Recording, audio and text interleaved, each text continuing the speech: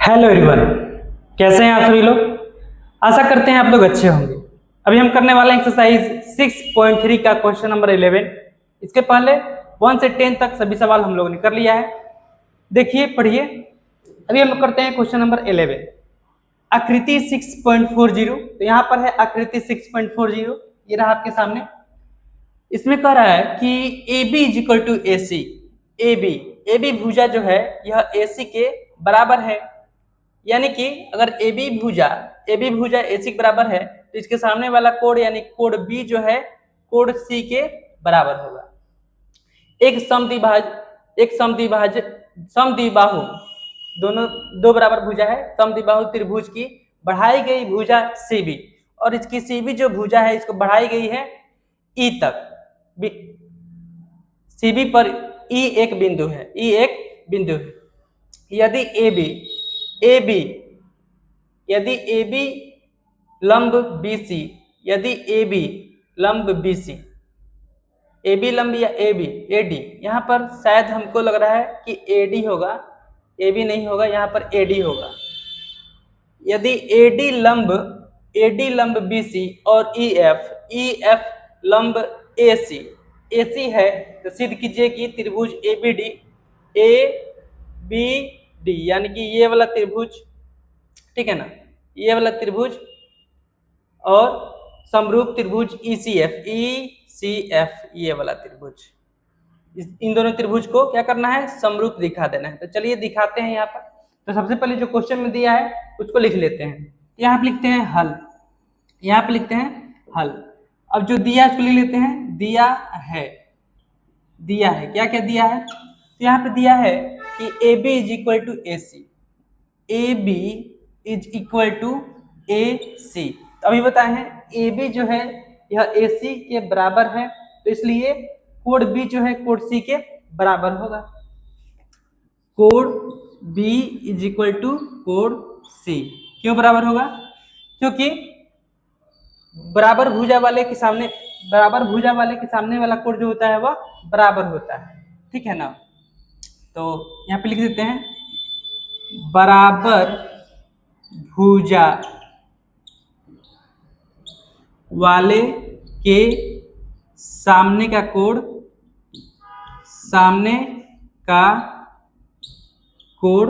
बराबर होता है,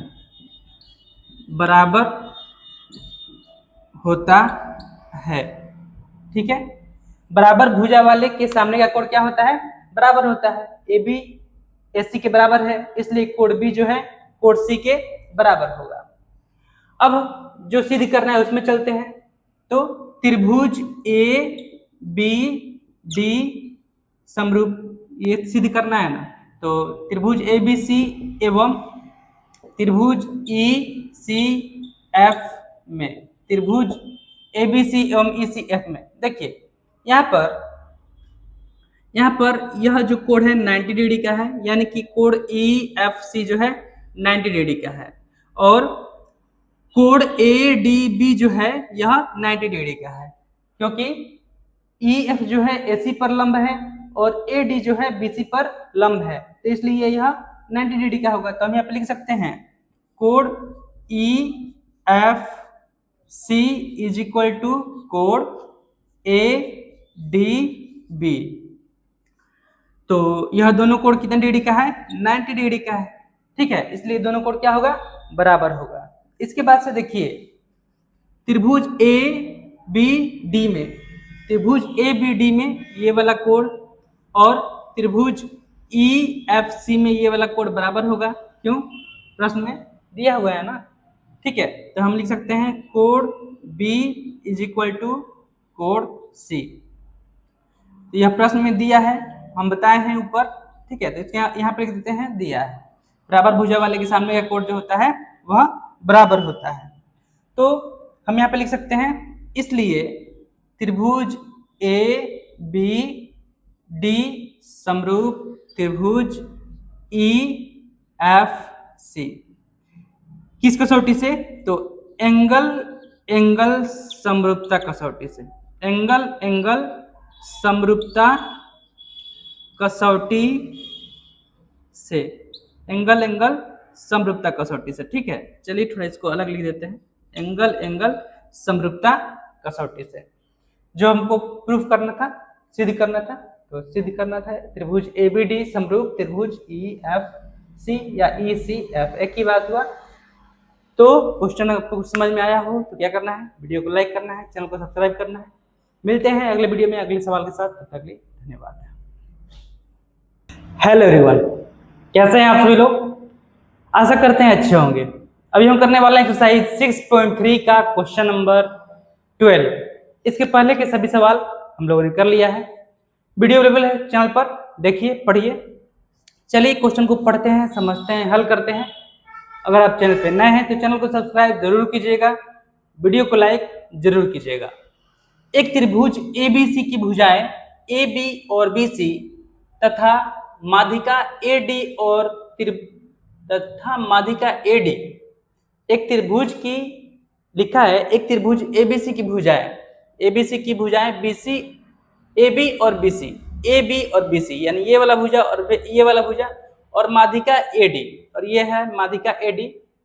अन्य त्रिभुज PQR की क्रमशः भुजाओं PQ और QR तथा माध्यिका PM के समानुपाती है, PM के समानुपाती है। दर्शाइए कि त्रिभुज ABC समरूप त्रिभुज PQR। तो इसको अगर हम शॉर्टकट में आप लोग को बता दें कैसे इसको बनाइएगा आप, तो देखिए इसमें तो क्वेश्चन में दिया हुआ है जैसे कि AB भुजा और PQ भुजा का अनुपात बराबर है, BC भुजा और QR भुजा का अनुपात बराबर है। यह क्वेश्चन में ऑलरेडी दिया है। देखिए AB भुजा PQ भुजा लिखा है ना समानुपाती, AB भुजा और PQ भुजा इन दोनों का अनुपात बराबर है।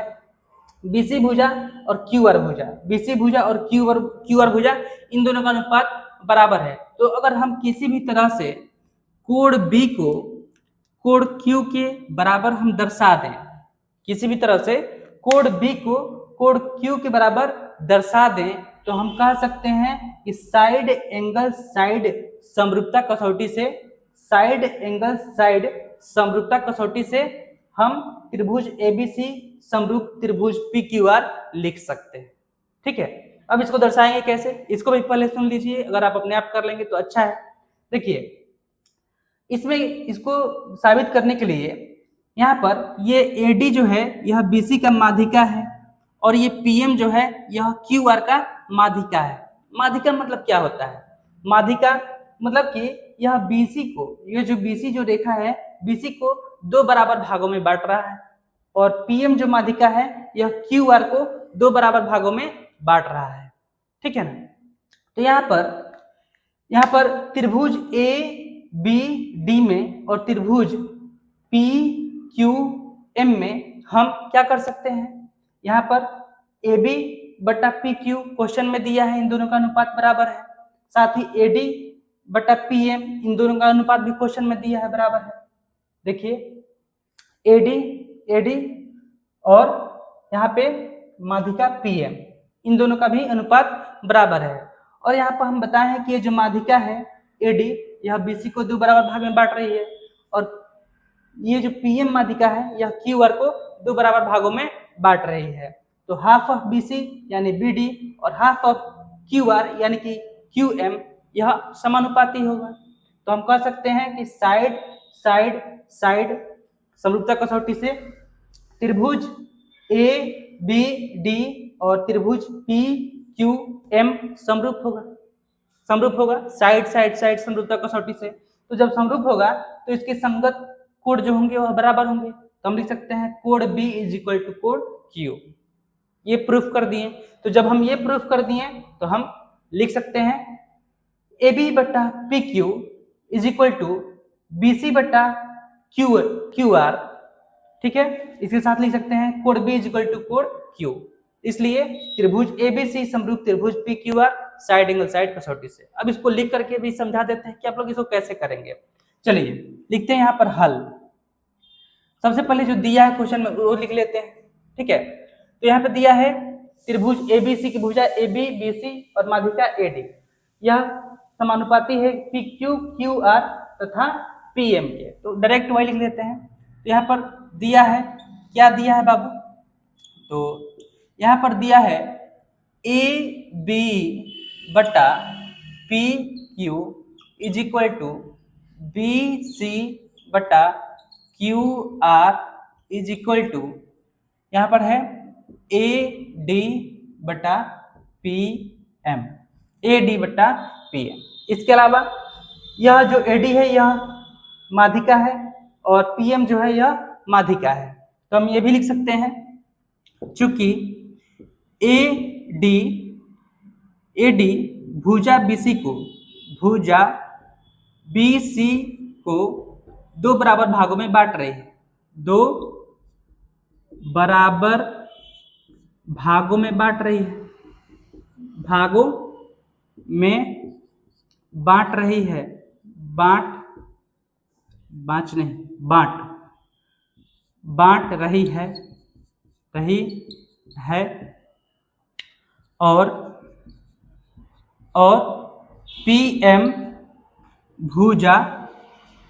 पीएम भुजा क्यू आर को दो बराबर भागों में बांट रही है, दो बराबर भागों में बांट रही है, भागों में बांट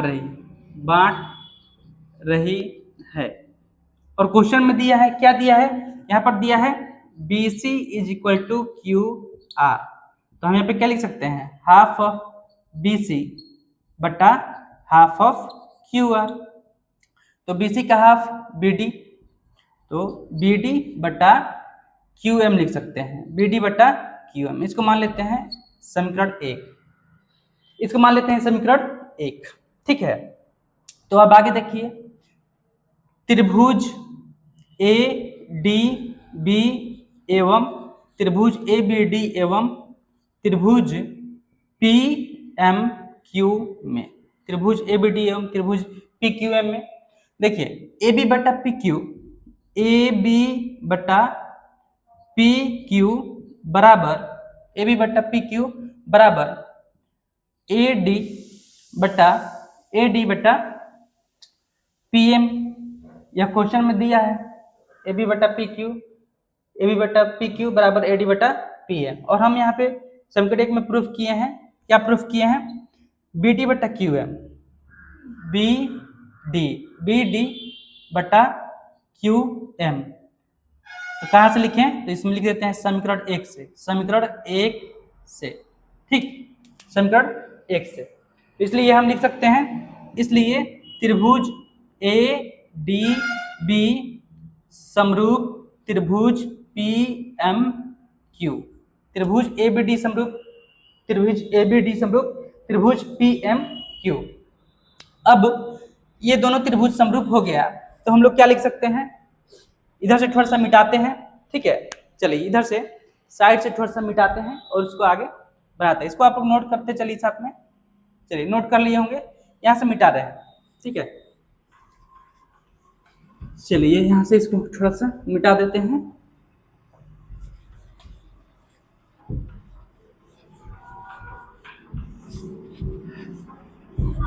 तो हम यहाँ पे क्या लिख सकते हैं, देखिए त्रिभुज ABD, चूंकि त्रिभुज ADB समरूप त्रिभुज PMQ हमने यहाँ पे दर्शा दिया, इसलिए कोण B इज इक्वल टू कोण Q, इसको मान लेते हैं 2 नंबर, ठीक है।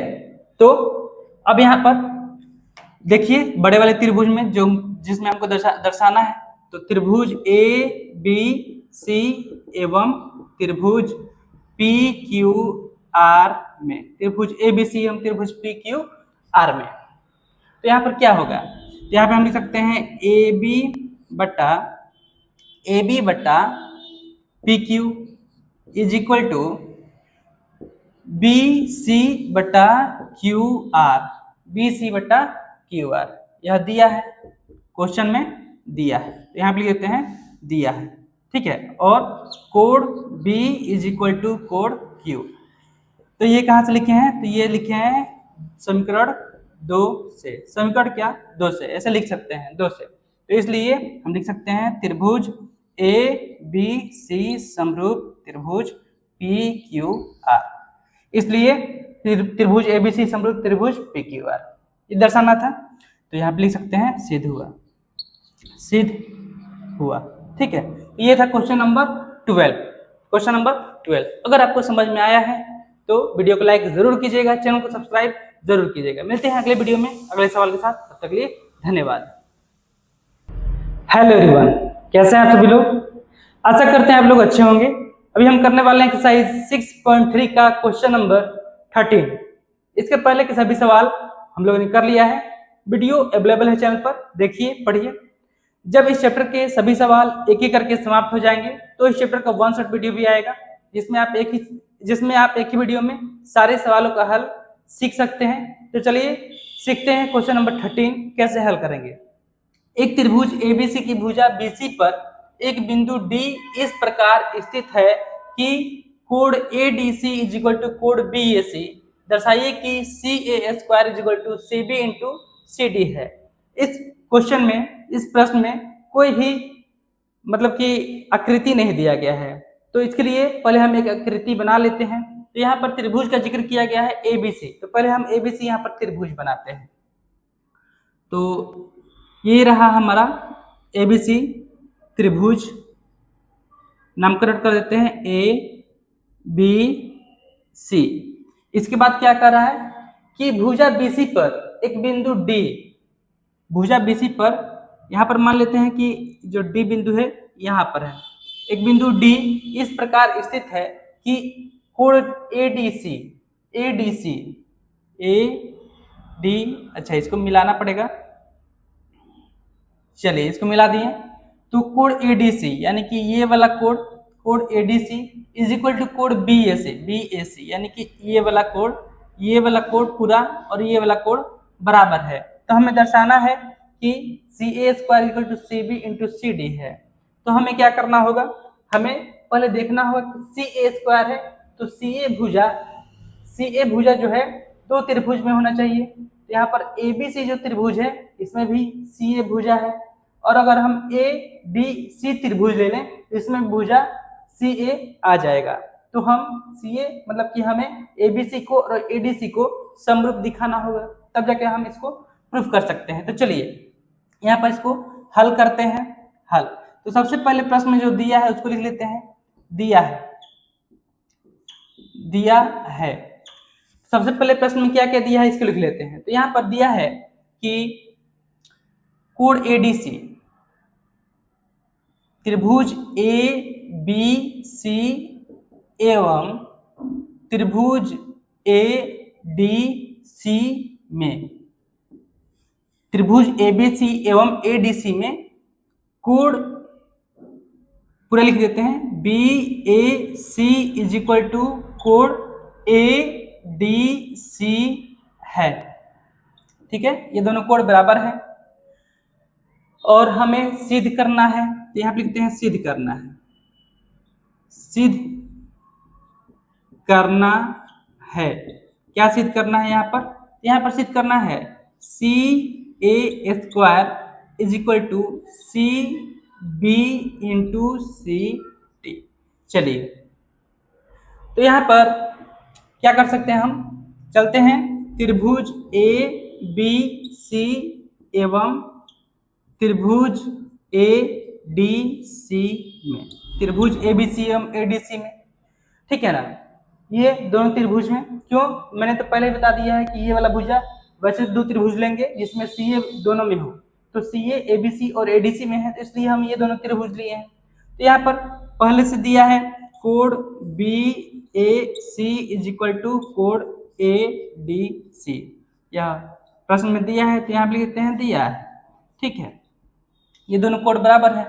और देखिए ये जो कोण C है ABC में भी है और ADC में भी है। तो हम यहाँ पर क्या लिख सकते हैं, हम यहाँ पर लिख सकते हैं कोण ACB इज इक्वल टू कोण ACD। दोनों में है तो इसको हम लिखेंगे उभयनिष्ठ। क्या लिखेंगे, उभयनिष्ठ। उभयनिष्ठ। चलिए, तो इसलिए अब दो कोण बराबर हो गया। आपको पता है किसी भी दो त्रिभुज के अगर दो कोण बराबर हो जाते हैं तो तीसरा कोण जो है वो अपने आप बराबर हो जाता है। ठीक है, तो हम यहाँ पे लिख सकते हैं त्रिभुज A B C is equal to नहीं, ये दोनों त्रिभुज समरूप हो गया, समरूप त्रिभुज ए डी सी। किस समरूपता कसौटी से? तो कोण कोण समरूपता कसौटी से। तो यहाँ पे लिख देते हैं, शॉर्टकट में ही लिख देते हैं, एंगल समरूपता कसौटी से। एंगल समरूपता कसौटी से, एंगल समरूपता कसौटी से ये दोनों त्रिभुज समरूप हो गया। जब दो त्रिभुज समरूप हो जाते हैं तो उसके संगत भुजाओं का अनुपात जो होता है वह बराबर होता है। अब यहाँ पे इसके संगत भुजाओं का अनुपात दिखाने के लिए हम क्या करते हैं कि दोनों त्रिभुज को हम एक बार अलग अलग कर लेते हैं। देखिए, यह बड़ा वाला त्रिभुज हो गया, बड़ा वाला त्रिभुज ए बी सी, और छोटा वाला त्रिभुज ये रहा, ठीक है, ए डी सी। अब ये दोनों त्रिभुज समरूप हम दिखा चुके हैं कि दोनों त्रिभुज क्या है, समरूप है, तो इसके भुजाओं का अनुपात बराबर लिख देते हैं।